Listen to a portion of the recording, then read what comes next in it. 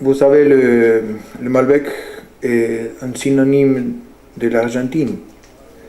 C'est notre vin emblématique.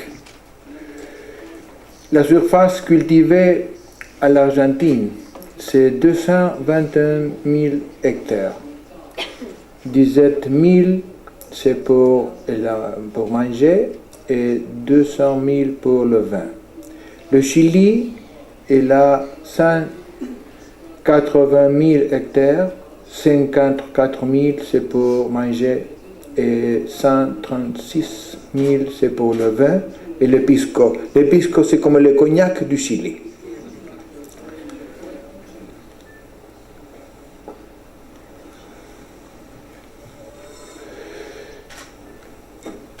Et si pour l'exportation du vin, Chili est très fort. Nous avons l'Italie, l'Espagne, la France, l'Australie, et puis le Chili, les États-Unis et l'Argentine.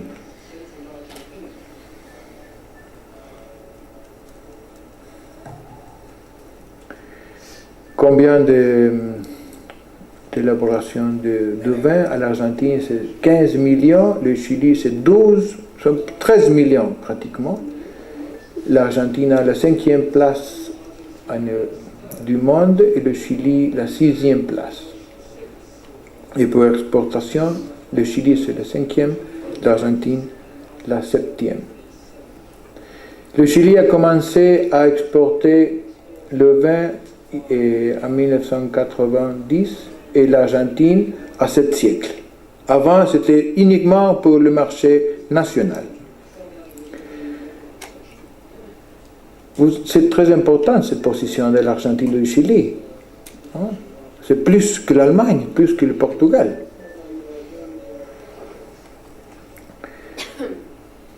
Malbec, c'est synonyme de vin argentin. L'Argentine a 220 000 hectares de vignobles. Pour le vin, c'est 200 000. Pour le vin blanc, 42 000. Rosé, 54 000. Et le vin rouge, 100 000. Le Malbec, c'est 34 000 hectares.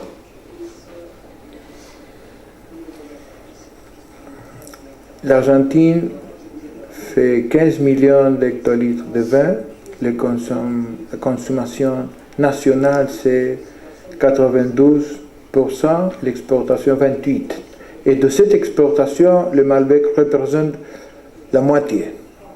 Vous comprenez le poids international. Nous avons le jour international du Malbec, c'est le 17 avril. On a commencé à le fêter il y a 3 ans. Ça, c'est pour fêter un jour de 1853, quand le gouvernement de Mendoza a envoyé un projet pour passer une loi pour la création de l'école d'agriculture Quinta Agronomica. Le directeur était un technicien français, Michel Aimé Pouget. C'était un centre expérimental. Et on a commencé à cultiver les vignobles français, spécialement le Malbec.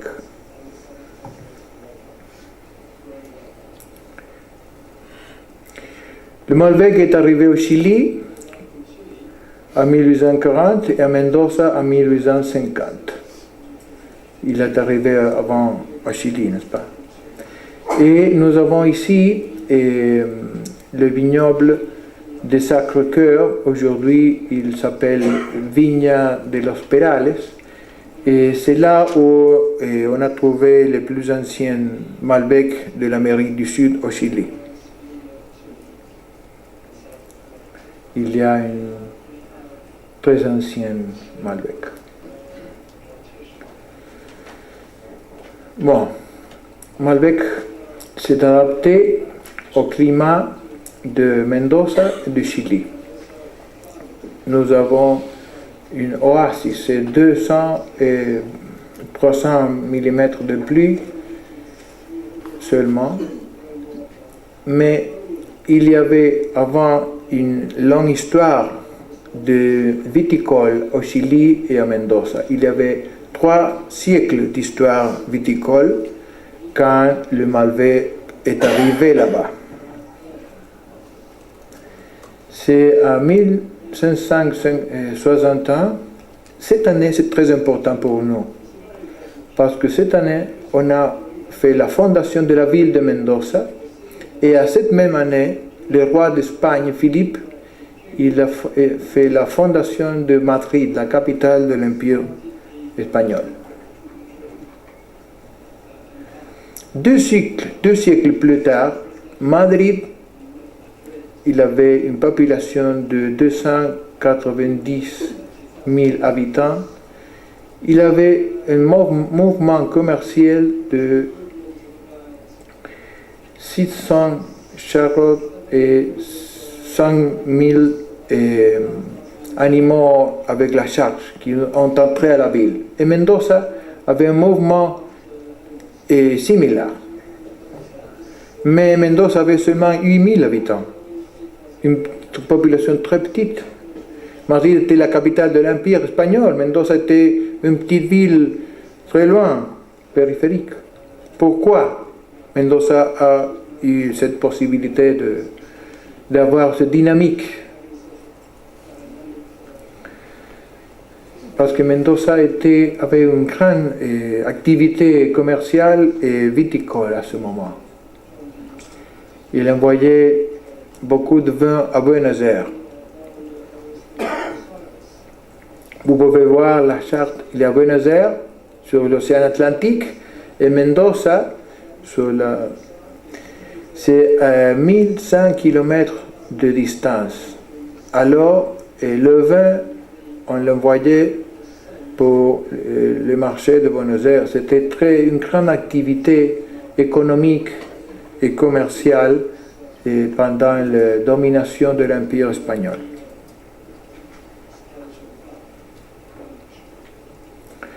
Nous avons 3 siècles de viticulture à l'Amérique du Sud, au Pérou, Chili et à l'Argentine, surtout Mendoza et San Juan.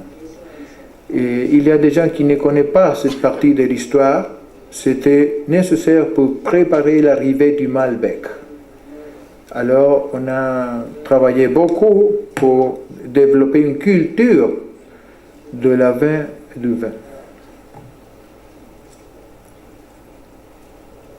Bon, et à l'époque coloniale, Mendoza était un peuple de vin, de viticulture. Tout le monde avait un petit vignoble à la maison. Et les 90% des exportations de Mendoza étaient exclusivement le vin. C'était une économie spécialisée et on a essayé de développer cet avantage pour le marché de Buenos Aires. Au commencement, Mendoza était une partie du Chili, mais il a sorti du Chili. Il a commencé à faire part de l'Argentine parce qu'il avait besoin de marché de Buenos Aires. Ça, c'est important pour l'histoire de Mendoza. Bon, quel type de vignoble il y avait? Avant, était la mission. Mission criolla chica, on dit en Argentine, uva país, on dit en Chile, en Californie, on appelle uva mission. Et le muscat d'Alexandrie, c'était l'autre vin important à l'époque de l'Empire espagnol.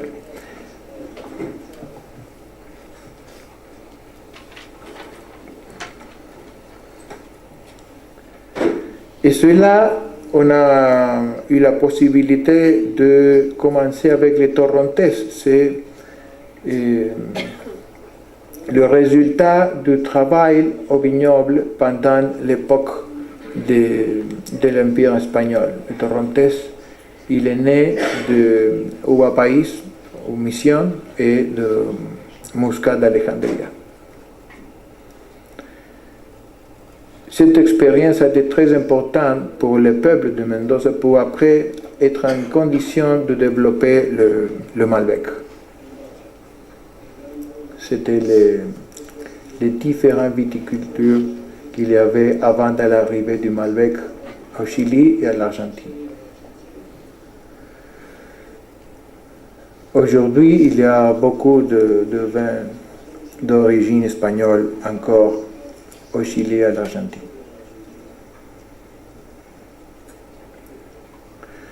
Bon, le Malbec est arrivé à 1850 à l'Argentine. À cette époque-là, il y avait une population d'1,5 million d'habitants à l'Argentine et même population au Chili. Mais il a commencé la migration des immigrants de l'Europe. Ils sont arrivés à l'Argentine 3 millions d'Italiens, 2 millions d'Espagnols et un quart de million de Français. Et il a sorti un grand marché avec une grande capacité de consommation de vin à Buenos Aires spécialement. Et ici, on a eu la phylloxère. Alors, il y a plusieurs gens de Bordeaux, du sud de la France, de l'ombre de l'Espagne, et même de l'Italie, qui ont perdu la possibilité de travailler au vignoble ici en Europe. Ils ont voyagé jusqu'à Mendoza pour travailler là-bas. Mendoza et Chili étaient la Nouvelle-France à cette époque-là.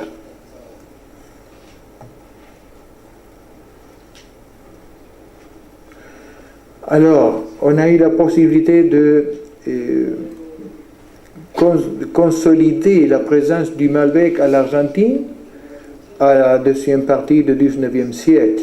Le Malbec s'est adapté très bien à Mendoza parce qu'il y avait le climat, le sol et la culture viticole là-bas. Et cet espagnol, ces criollos qui étaient là-bas, qui ont travaillé avec le Malbec à cette époque-là, avant de l'arrivée des immigrants de l'Europe. Quand ils sont arrivés, le Malbec était déjà consolidé à Mendoza. Bon, le grand marché du Malbec, c'était l'Argentine pendant le XXe siècle. Nous avons une consommation de 50 litres pendant tout le XXe siècle à l'Argentine. Les immigrants de l'Europe, vraiment, ont travaillé, ont consommé cette vigne. On a eu une crise très importante à 1980. La consommation est tombée beaucoup. À ce moment, nous avons une consommation de 24 litres à l'Argentine et de 14 litres au Chili. On a dû finir cette époque de l'industrie du vin de l'Argentine seulement pour le marché national. Et on a commencé l'exportation de vin parce qu'il a tombé la consommation de vin à l'Argentine et au Chili. Bon, et les exportations de vin ont commencé en 1990 au Chili et à 7 siècles à l'Argentine. On a fait une grande consolidation du marché national avec un nouvel niveau 24 litres per capita, 10 millions d'hectolitres par an. C'est le plus grand marché de vin de l'Amérique latine, le deuxième de l'Amérique. Le marché national des États-Unis, c'est plus important que le marché national de l'Argentine, n'est-ce pas? Mais nous avons la culture de l'appréciation du vin à l'Argentine. Nous avons 7 écoles de sommeliers. Une école au Santiago de Chile, 2 écoles de sommeliers à Buenos Aires et 4 écoles de sommeliers à Mendoza. Malbec, c'est le vin emblématique de l'Argentine. C'est un succès d'exportation avant d'être, et aussi un succès dans le marché national. Nous avons 34 000 hectares de Malbec à l'Argentine et la moitié de vin qu'on exporte, c'est le Malbec. La culture de l'appréciation du Malbec à l'Argentine, nous avons les wine bars, l'école de sommelier. Le Malbec de Rennes, c'est une fête est assez important. Il y a le magasin de Wine Lovers et des livres sur le Malbec. Il y a les livres où l'on développe l'identité, l'histoire, différentes caractérisations du Malbec. Et le Malbec de Rennes. Vous savez, à l'Argentine, il y a la fête du vendange. On dit que c'est l'une des 5 plus importantes fêtes populaires du monde, avec la fête du dragon à la Chine, le carnaval de Venecia, le carnaval de Rio de Janeiro et la fête de San Sebastián en Espagne, la fête du vendange à l'Argentine. Il y a 4 mois de fête, il y a 1 million de personnes qui sont à la rue pour participer de cette fête populaire. Et un des jours, une des activités de la fête du vendange, c'est faire le Malbec de Rennes. Il y a les reines de différents villages de la province de Mendoza qui vont faire ce type d'activité avec de la musique, avec tout le monde qui est là-bas pour les boire, et ils vont pisser le crème pour avoir le Malbec de Rennes. C'est un spectacle vraiment intéressant et original. Et très belles, les dames. Bon, nous avons le Chili, il a une surface de 42 000 hectares de Cabernet et 1900 hectares de Malbec. Il y a le Merlot, le Carmener, 10 000 hectares. Au Chili, c'est très important le Carmener. Le Syrah, le Chardonnay, le Sauvignon Blanc. Vous savez, le Carmener, c'est le plus important. Mais à l'Argentine, nous avons 34 000 hectares de surface de Malbec. C'est plus important le Malbec que le Cabernet à l'Argentine, même que les différents types de vignobles. L'évolution du Malbec pour les derniers temps. En 1990, Chili avait très peu de Malbec, l'Argentine avait 10 000 hectares. À l'année 2000, 900 hectares au Chili, 16 500 à l'Argentine. Et il y a 2 ans, il y avait 1900 hectares au Chili et 30 000 à l'Argentine. Vous savez, il y a une volonté d'augmenter et de faire une fortification de ce type de vin. Conclusion. Je vais lire les conclusions en espagnol, c'est plus facile pour moi. Las causas de la consolidación del Malbec en Argentina. Primero, el nicho ecológico adecuado para la viña que encontró en Mendoza cuando llegó. Segundo, la gran tradición vitivinícola colonial, 300 años de costumbre de cultivar la viña y elaborar el vino. O sea, había una cultura que estaba preparada para recibir el Malbec cuando el Malbec llegó en 1850. Tercero, el traslado del Malbec a Mendoza a través de Chile antes de la filoxera. Y acá tuvo un papel muy importante Domingo Faustino Sarmiento, que fue un estadista argentino, quizás el intelectual más importante que tuvo América Latina en el siglo XIX, y él trabajó en Chile cuando fue exiliado político, y luego cuando él fue a Argentina y se transforma en estadista, Chile, en agradecimiento por el servicio que Sarmiento había dado como servicio a la nación, le entregó el tesoro nacional, que eran las cepas de Malbec. Cuarto, la notable labor de viticultores criollos en la adaptación del Malbec a Mendoza, entre 1850 y 1890. Quinto, la inmigración masiva de Europa a Argentina entre 1870 y 1914 generó un poderoso mercado interno, sobre todo en Buenos Aires, con millones de inmigrantes que venían de países tradicionalmente consumidores de vino, Francia, Italia y España.